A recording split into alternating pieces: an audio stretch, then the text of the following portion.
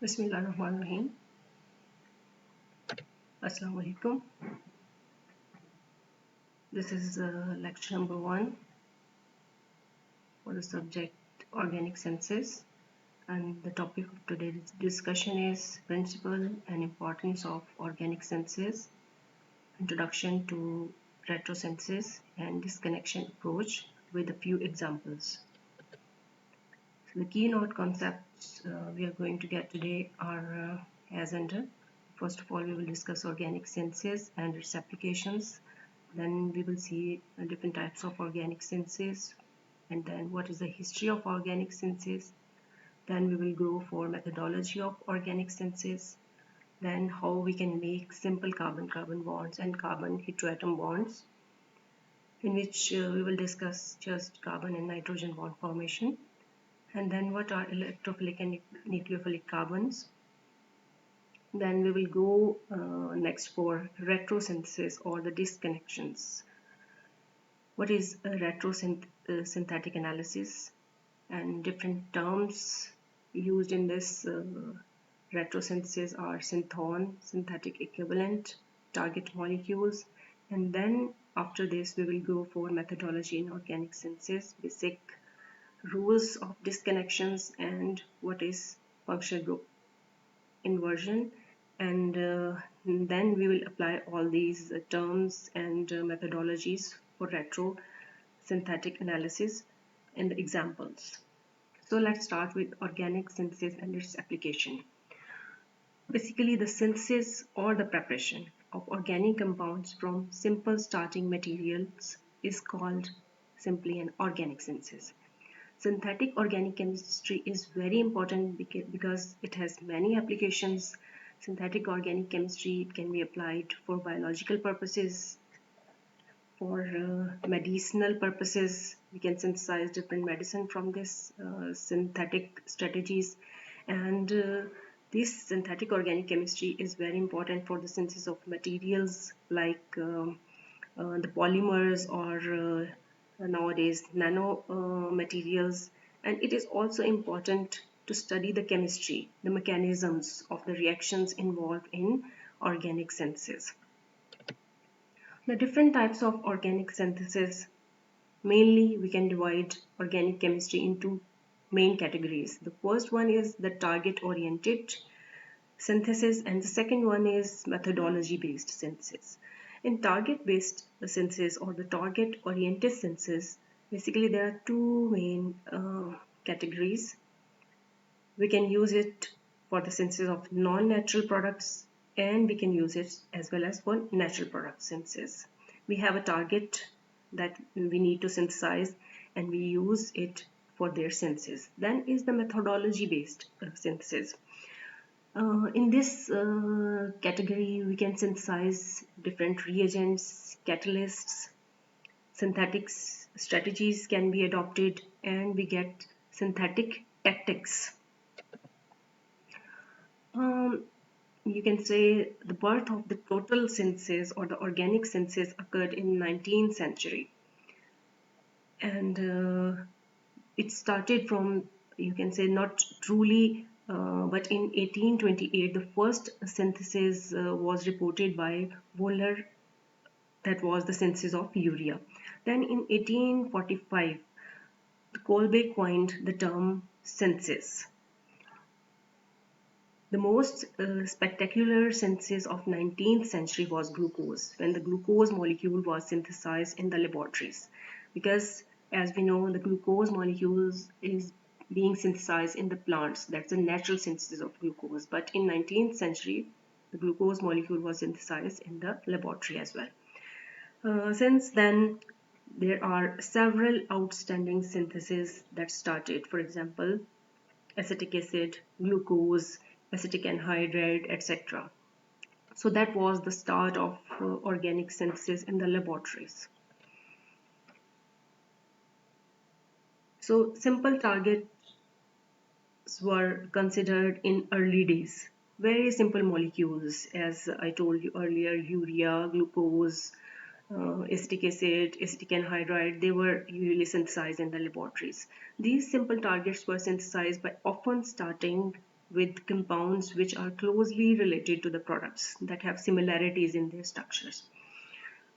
These became impractical when the targets become more complex. Means these simple strategies couldn't be applied if we have a target compound that is complex structure. So to tackle this, higher levels of intellectual planning and skills are required. So, and better understanding of the reaction mechanisms should be there. A working knowledge of reliable reactions, the reactions that we actually can apply in the laboratory for the synthesis of complex molecules. And we should have a proper understanding of stereochemistry, conformational analysis as well. And we use new spectroscopic methods, for example, proton NMR spectroscopic techniques, carbon-13 spectroscopic techniques, and mass spectrometric techniques to confirm that we have synthesized these compounds, or you can say the synthesized compound or the target molecules are the same as we expect them to be the product when carrying out the reaction. So all these spectroscopic techniques confirms that the target molecules have the same structure as we were expecting while doing the synthetic procedures. Introduction of new technique like synthetic analysis helps a lot in achieving the synthetic synthesis of complex target molecules. Methodology in organic chemistry. There are two main types of methodologies that an organic chemist usually use for the synthesis of organic compounds. Number one is convergent synthesis and number two is divergent synthesis. In convergent synthesis, this is a strategy in which reactions occur in series. Just like here, you can see if we start from A is converted into B, and then B is converted into C, and then C is converted into D. So this is basically a three-step reaction. Convergent synthesis is also called linear synthesis. So in this linear synthesis, the overall yield quickly drops with each step. Means if we have 50% of the product while going from A to B, when B is converted into C, it further drops, the yield further drops, and we get 25% yield at C level. And when this C is converted into D, this overall yield for D is further dropped to 12.5. So this is the disadvantage of convergent synthesis, that the yield of the final product, that is the D or the target molecule, is very low. Then comes divergent synthesis. The divergent synthesis, the molecule, a simple molecule, a central molecule is used on which the successive reaction takes place. So we have a central molecule with the different functional groups around it, and these functional groups are, you can see, are the center of the reactions. At that centers, the further reactions takes place. This type of synthesis is used to increase the efficiency of reaction and to get the higher yields of the products. Divergent synthesis aims to generate a library of chemical compounds by first reacting a central core molecule with a set of reactants. The next generation, or the second product, the first product we get is the next generation of the compound is generated by further reactions with each compound in generation 1. This methodology quickly diverges to large number of new compounds. So A generates A1, A2, A3, A4 and A5 in generation 1. And then this A1 generates A11, A12, A13 in generation 2, and so on. We go with A2, A3, A4 and A5. So we get a library of the compounds or the products. So here is a schematic diagram of divergent and convergent methodologies used in organic synthesis to synthesize dendrimers. So this one is the divergent synthesis, as I told you, that we use a central molecule or the core molecule.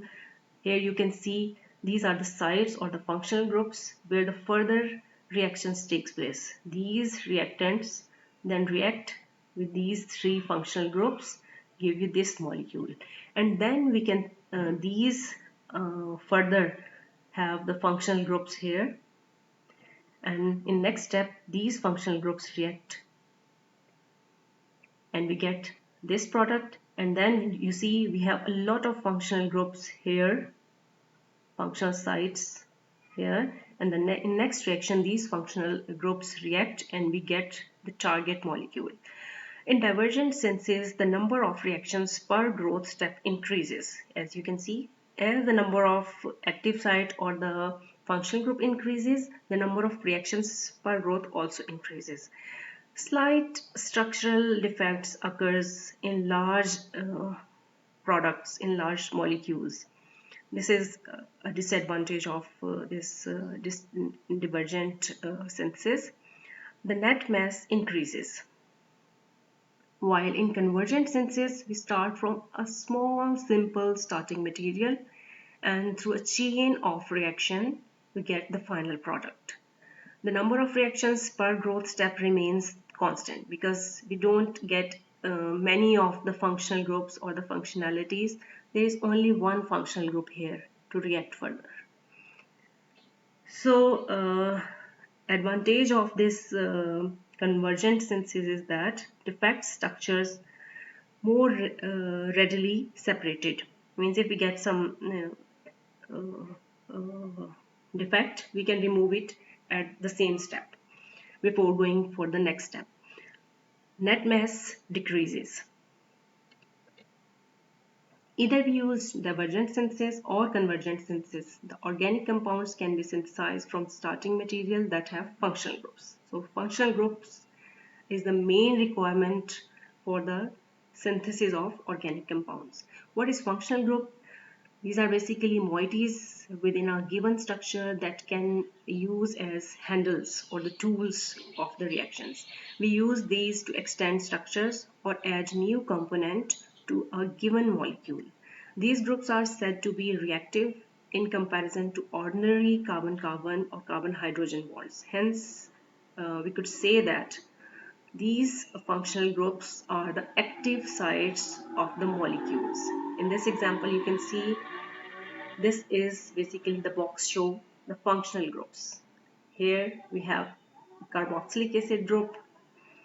When react with thionyl chloride, it is converted into acid chloride, and then it is reacted with ethylamine. It is converted into an amide. So one functional group is converting into another functional group, and this functional group is converting into another functional group. So here you can see the functional group is the basic requirement of the reaction. If you have a hydroxy group here, it will react with thionyl chloride to give acid chloride, and if this chloride is present here, that is a good leaving group, it will react with amine and we get amide as a product. Now for making or for synthesizing organic compounds, we should have an idea about the chemical reactions that an organic molecule can do. So the most important reaction is the carbon-carbon bond formation, because carbon-carbon bonds form the backbone of nearly every organic molecule. This transformation has always been one of the most useful and fundamental reactions in the development of organic chemistry. Many of the reactions are available that we can use to make carbon-carbon bonds. For example, here is a list. You can see here a lot of reactions that can make this carbon-carbon bond to increase the length of organic compounds to get higher molecular weight organic compounds from the lower molecular weight organic compounds. So Remer-Treimer reaction is one of the example, Suzuki reaction is one of the example, Friedel-Crafts reaction, Diels-Alder reaction, Claisian rearrangements. Baylis-Hillman reaction, aldol condensation reaction, all these examples can be used to make carbon-carbon bonds. I will discuss a few with you. The first of all is aldol condensation reaction. This reaction unites two relatively simple molecules into more complex molecules. In this reaction, the basic requirement is enolate of any aldehyde or ketone. Enolate of aldehyde or ketone react at the alpha carbon of another carbonyl molecule under basic or acidic conditions to give a beta hydroxy. Here you can see beta hydroxyaldehyde or ketone is the product. So one of them will give you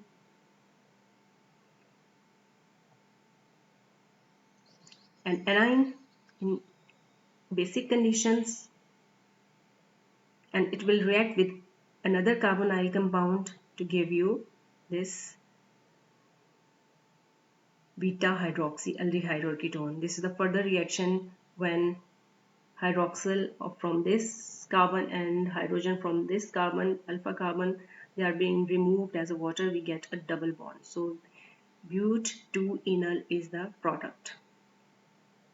Here you see we have joined a carbon with another carbon and we get a higher molecular weight organic compound from two lower molecular weight organic compounds. Baylis-Hillman reaction is another example of carbon-carbon bond formation, in this reaction, the reaction takes place between alpha position of an activated alkene. This is activated alkenes, and here is the alpha position,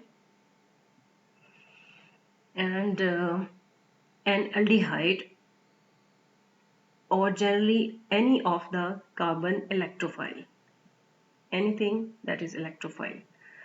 Employing a nucleophilic catalyst such as tertiary amine and phosphine, this reaction provides a densely functional product, that is the functionalized allyl alcohol. This is functionalized allyl alcohol in the case of aldehyde as an electrophile. So this is the reaction. Here we also make the bond between carbon and carbon to get a higher molecular weight organic compound. Diazoxide reaction is the very best example to make carbon-carbon bonds, usually to make cyclic, six-membered cyclic compounds. So cycloaddition reaction is an example of cycloaddition reaction between a conjugated diene and a substituted alkene. Here's a substituted alkene and this is the diene. To form substituted cyclohexene system, this is all known as Diels-Alder reaction. It's a very useful and reliable method for forming six-membered cyclic organic compounds. The reaction is an example of a concerted pericyclic reaction. It is believed to occur via a single cyclic transition state without involvement of any intermediate during the course of the reaction. So stereochemistry of the reactant is retained in the product. Here you can see the cis one will give you the cis product and the trans one will give you the trans product. Now the making of carbon nitrogen bonds. Two main types of reactions are involved for CN bond formation: imidocarbonylation reaction and amination of aryl halides. So here is the imidocarbonylation reaction where aldehyde reacts with amide to give you N-acyl amino acids. So a carbon nitrogen bond is formed. You can see here carbon nitrogen bond is formed. Reductive amination of phenol with M-toluidine.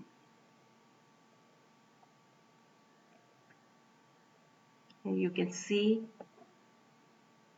the phenol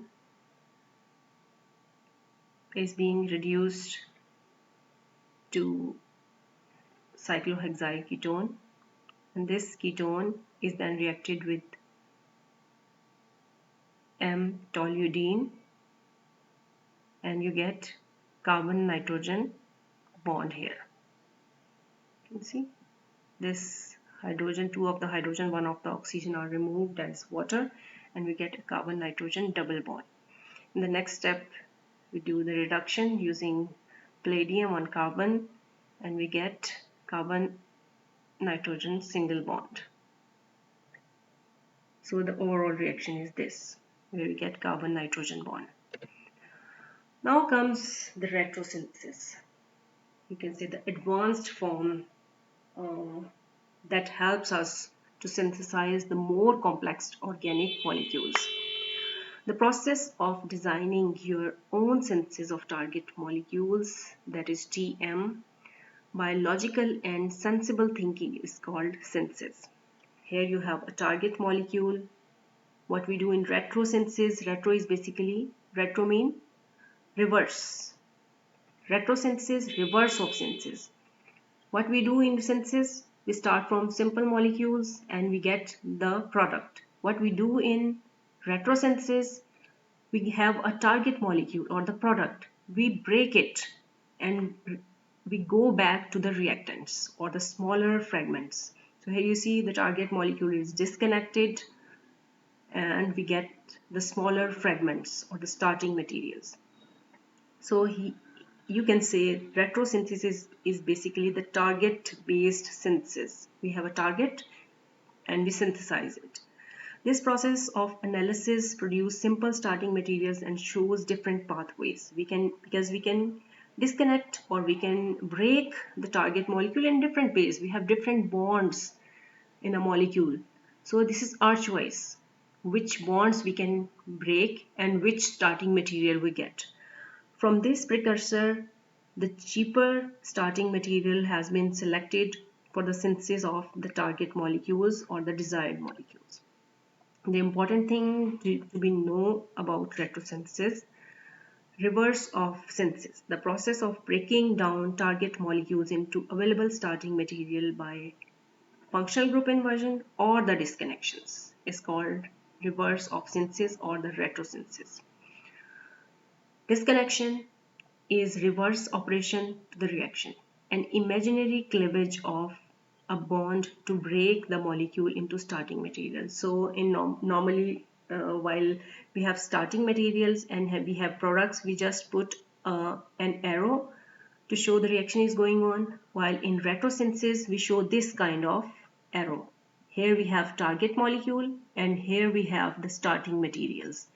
We put this type of arrow in between the target molecules and the starting materials. So what is target molecule? That is our target to be synthesized.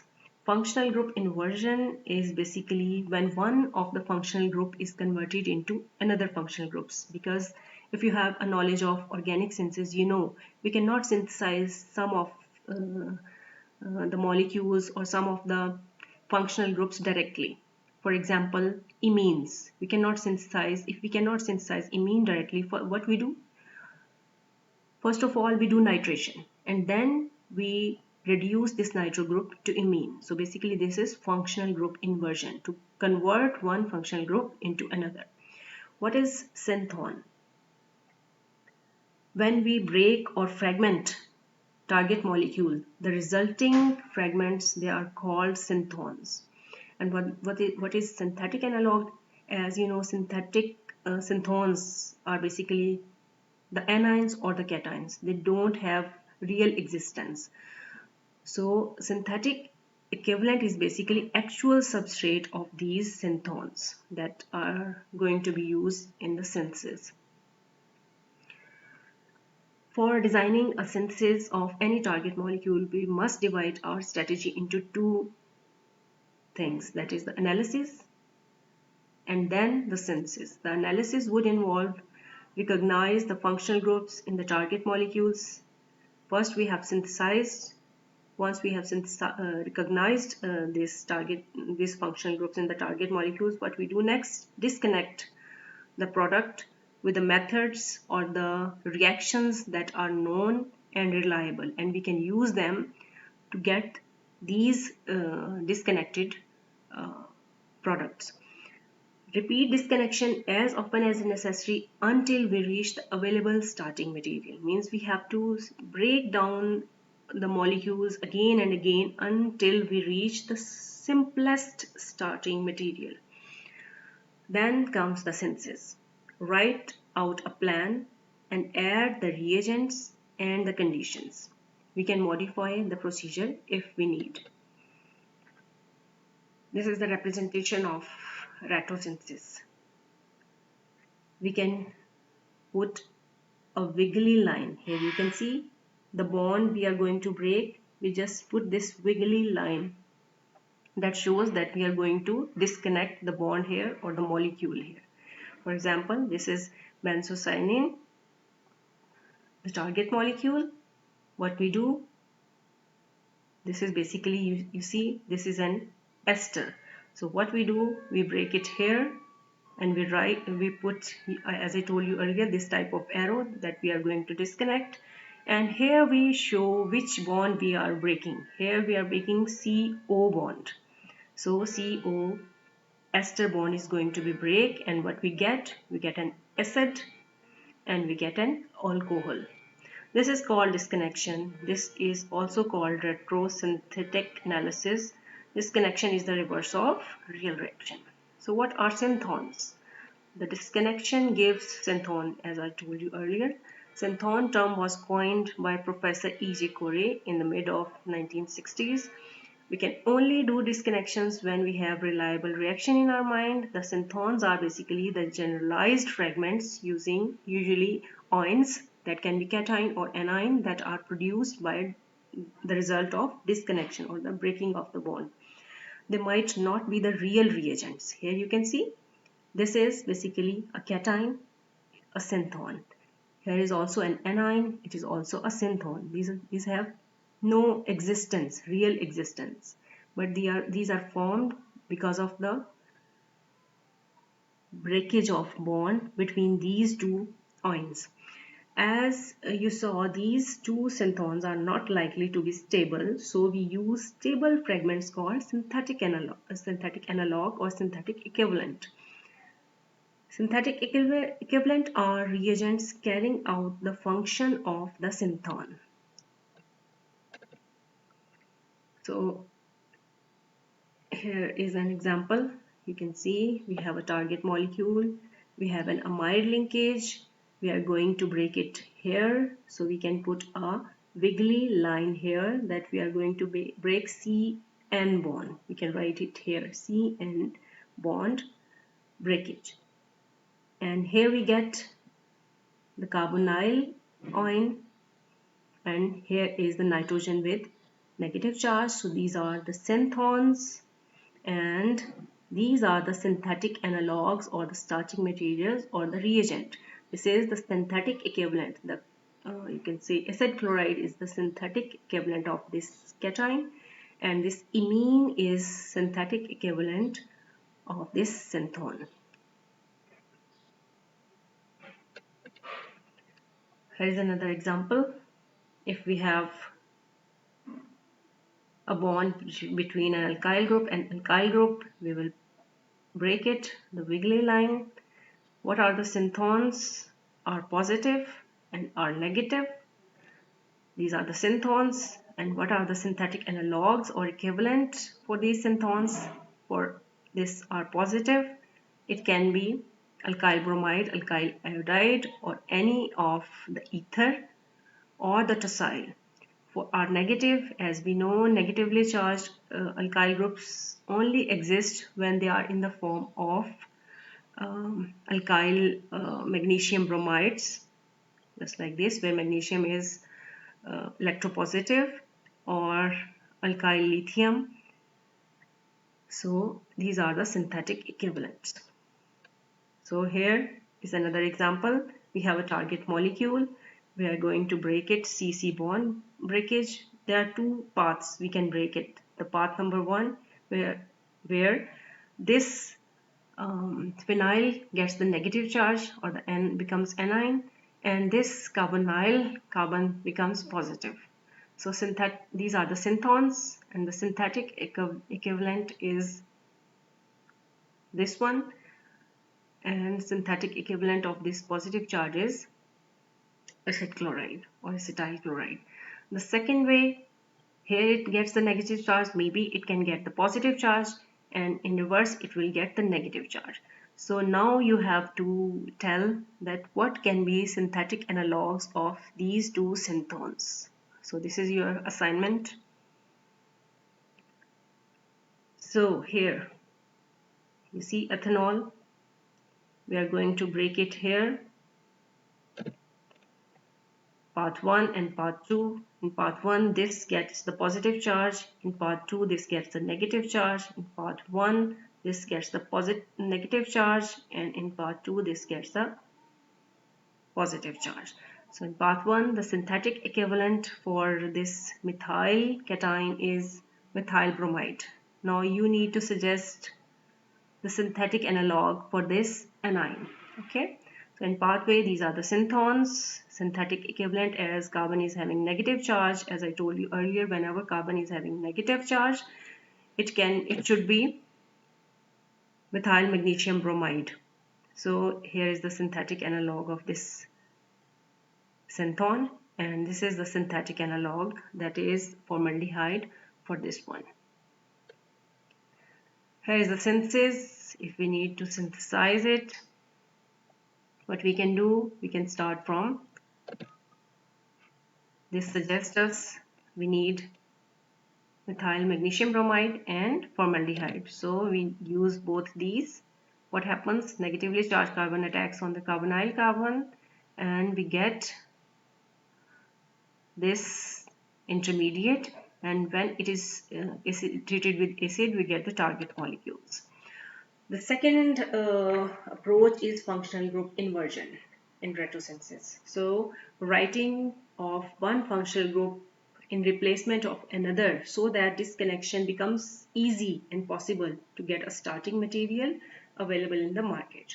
Functional group inversion is necessary for functional group protection, because there are many functional groups that need protection so that they cannot involve in the reactions. So here you see alcohol is being converted by functional group inversion into an ester, and acid is being converted into a cyanide. Here is the alkyl acid, aryl acid, that is being converted into its cyanide so that they cannot be involved in the reactions. Simple example of functional group inversion is, this is our target molecule. What we do, it is an alcohol. We do the reduction. By reduction we are converting alcohol into an aldehyde group. What we do in the synthesis, we are just going to take this aldehyde, that is acetaldehyde, and we are going to reduce it using sodium borohydride to get our target molecule.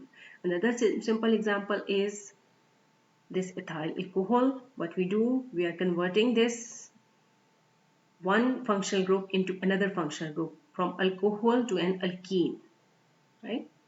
And what we do for the synthesis, we just take ethylene and treat it with acid and we get our target molecule, that is ethanol. So another important thing, that is functional group addition. Acyclic or alicyclic saturated hydrocarbons are usually unreactive. We know this. Disconnection of such hydrocarbons are difficult because hydrocarbon is a compound having no functional group, which is guiding signal for disconnection. So what we do functional group addition. We do some kind of addition, just like here we converted this simple alkane into an alcohol, and then we disconnect it and we get an anion and a cation. These are the synthones, and then these are the synthetic analogues of these synthones. Another example of functional group addition is benzene. What we do, we can do two types of functional group additions. Number one, we can convert it into an imine. For amine, what we can do, we cannot do amination of benzene directly. So first of all, we convert it into nitrobenzene, right? That is a very easy reaction using nitric acid and sulfuric acid. And then we convert this nitrobenzene through functional group inversion, that is the reduction of nitro group to the amine. So this is the way we get aniline from benzene, through the process of functional group addition and then functional group inversion. Then there are some few rules, disconnection rules for retrosynthesis that we need to follow. Number one is the disconnection. This is the sign for disconnection. The disconnection is done mainly adjacent to functional groups. Wherever the functional group is present, we do the disconnection adjacent to that functional group, especially the hydroxyl group and the carbonyl group. And the example is this: we have this alcoholic group and we have this aldehydic group. Where we do the disconnection, this is the point of disconnection. So we get a cation and an anion, that are the synthons. Number two rule is a carbon-carbon double bond may be converted into an alcohol before the disconnection if carbon-carbon double bond is a part of a conjugated system involving heteroatom, right? This is conjugated system. This double bond is in conjugation with the heteroatom. Whenever this is the condition, what we have to do, we have to convert this double bond into an alcohol through the process that is functional group inversion. So the double bond functional group is converted into an alcoholic functionality. You see here, and then we do the disconnection here and we get these two synthons. So these are the first two rules of the disconnection in retrosynthesis. Then the third rule is in a conjugated or non-conjugated system, the disconnection of double bond of carbon-carbon may also be done without adding water, means without converting into alcohol, especially when it is a non-conjugated system. Here is the example of non-conjugated system. What we do, we just disconnect it. When we do a alcoholic part here and a hydrogen part here. So these are the synthons. Then number four rule is the branched point. This is the most important rule whenever we have a branch organic compound. So what we need to do is to disconnect to get unbranched carbon synthon, because the branched carbon synthon synthetic analogs are not easily available. So we have to break it at the point of branch. Here you can see we are breaking it at this point. This is the long branch, this is the small branch, so we need to break it at the long branch and we get these synthons. Fifth rule is it is better to disconnect towards the middle of the target molecule rather than cutting off one or two carbon atoms. Means in the middle, we should break in the middle of the molecule if we have a long chain. So here is the example, we get these synthons. Number 6 is branches may be disconnected if they are attached with the rings. Whenever you have an aromatic ring and you have the substitution or the branch, we will break it here. So we get the synthons. Symmetric target molecules may be disconnected symmetrically. If we have symmetry in any of the molecule, this is the center of the symmetry, so we will break it here. The disconnection is here. Here we get the symmetric synthons. Number 8 rule is it is worth to disconnect carbon-carbon bond between two functional groups separated by not more than 3 other atoms. So these are not away from each other, 3 carbon atoms. So we can connect it here and we get the synthons. Carbon-carbon bond disconnections should be according to the fragmentation in the target molecules. The disconnection should be done in such a way that synthetic routes will be as short as possible. Means the minimum number of reactions should be involved if you want to get this target molecule. Now comes the one group disconnection. Disconnection of the target molecules aiming one particular functional group That is, the disconnection in which involve only one functional group is called one group disconnection. So here we have only one functional group. We will disconnect it here and we get the synthons, and these are synthetic analogues. And when we react them together in the presence of aluminium chloride, we get the product. So here is the two group disconnection when a target molecule contains two functional groups, and if disconnection is done using two different functional groups, using one functional group to help disconnect of and disconnection of another is called two functional groups. Here we have two different functional groups, aldehyde group and alcoholic group. We do disconnection here, we get the synthons, and these are the synthetic analogues. Retrosynthesis and synthesis of benzocyanine. It's an aromatic ester. How it is formed? Very easy. Carboxylic acid and alcohol give esters. So here's the target molecule. What we do, we disconnect it here. CO bond is going to break. We get an acid and an alcohol. So we got an aromatic acid that contains an amino group at the para position of the acid group. The next step is to remove or disconnect either imine or CHO groups, but we don't know of any good methods or reliable reactions to do so. Now comes another example, the synthesis of tropinone.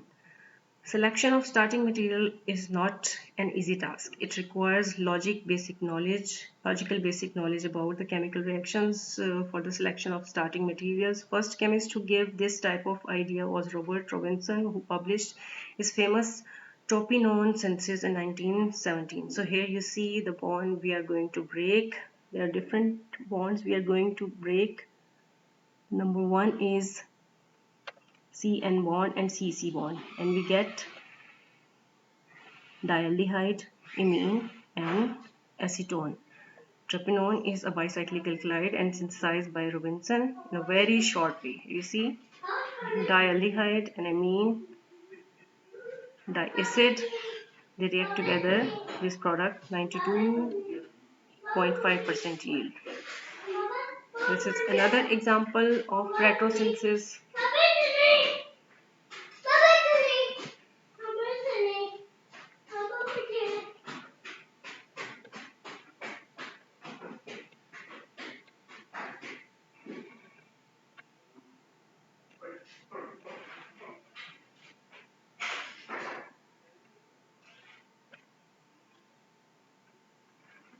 Another example of retrosynthesis is alpha beta unsaturated ketone, alkene, and a 5-member rings. This is the jasmine, an important constituent of many perfumes. So how can we do the retrosynthesis of this? Just by looking at the target molecules, what we can do, we can break it here. We get acetone. What we get here? Acetylene. And here we get formaldehyde. From here we get acetylene, and from here we get ethyl bromide. So this way we can do the retrosynthesis of this jasmine. An example of retroanalysis, a big molecule you see here, and it's not that difficult as you are thinking to do its retrosynthesis. This is basically chloramphenicol, and you know this is a very famous antibiotic that is being used in many to cure many infections, especially typhoid. And what we can do for its retrosynthesis, let's start its retrosynthesis. So we are going to disconnect number one, this group CN bond. We are going to break, we have to put a wiggly line here, and we will disconnect CN bond, and we will get these these are basically synthetic analog. I haven't put synthons here. I have directly put the synthetic analogs for these disconnections. So the second disconnection is here, CC bond is going to break and we get formaldehyde and an imine. Then is the important thing, that is the functional group inversion is required. What we do, we are going to convert this alcoholic group into an ketonic functionality. So we convert it to functional group inversion and alcohol into an ketone, and then ketone is we are going to connect CN bond here.